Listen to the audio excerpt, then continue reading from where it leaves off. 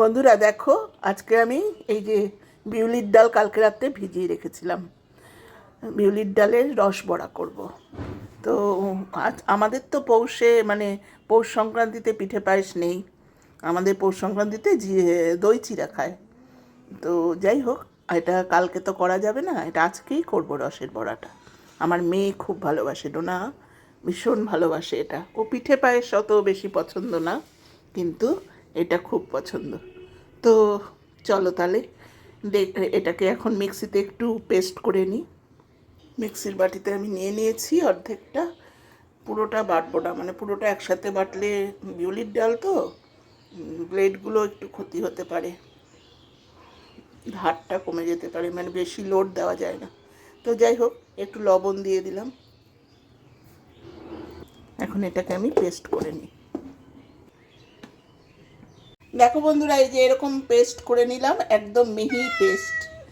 এই যে এখন এটাকে বড়া ভাজবো, এটাকে একটু ফেটাতে হবে ভালো করে। তো চলো তারপরের পর্বটা দেখাচ্ছি।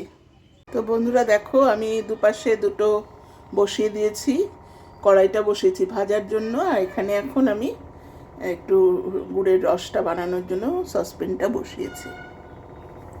প্রথমেই গুড়ের রস করার জন্য একটু জল দিয়ে দিচ্ছি।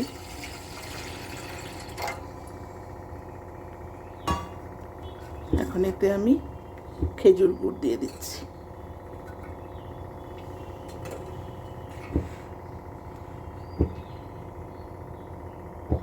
আর একটু চিনিও দেবো এতে।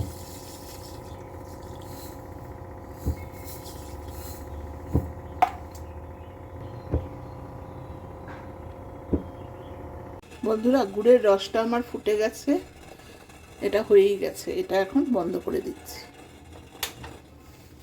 আর কড়াইয়ে তেলও দিয়ে দিয়েছি, কড়াইয়ের তেলটাও প্রায় গরম হয়ে গেছে। এদিকে আমি ডালটাও ফেটিয়ে নিয়েছি।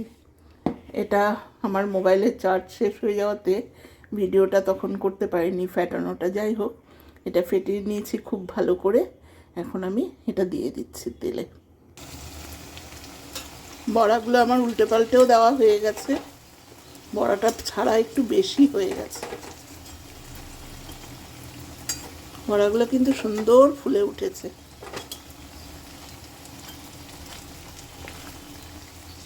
একটু লালটে লালটে হলে পরেই এটা শিরাতে দিয়ে দেবো। দেখো আমার বড়াগুলো হয়ে গেছে, এখন এগুলো আমি তুলে নিচ্ছি।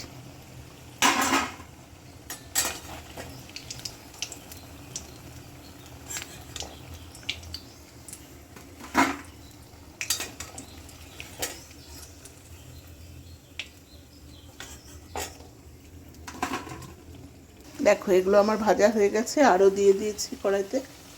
এইভাবে সবকটাই ভেজে তুলে নিচ্ছি। বিউলির ডালের এইভাবেই জানো তো, আমিত্তি যে খাই আমরা, ওটাও বিউলির ডাল দিয়েই হয়। ঠিক এইভাবেই ডালটা ফেটিয়ে নিয়ে এইভাবেই করে, এটা গোল শেপে ওটা আর কি প্যাঁচানো করে আর কি করা হয়। যাই হোক, এই গরম শিরার ভিতরে, এই গুড়ের রসটার ভিতরে এটা ঢেলে দিচ্ছি। বন্ধুরা দেখো কতটা ফ্লপি হয়েছে, এই দেখো, দেখেছো কতটা ফ্লপি, এই যে কতটা ফ্লপি দেখো, খুব সুন্দর হয়েছে বড়াগুলো। এটা ডালটা যত ফ্যাটানো হবে তত বড়াগুলো আরও বেশি ফ্লপি হবে। তো বন্ধুরা দেখো, হয়ে গেল আমার রস বড়া, পুরো রসে ভিজেও গেছে। কেমন হয়েছে অবশ্যই কমেন্ট করে জানিও। রস বড়াগুলো কিন্তু বেশ ভালো রস ঢুকেছে। দাঁড়াও তুলে দেখাই একটু, এই যে দেখো।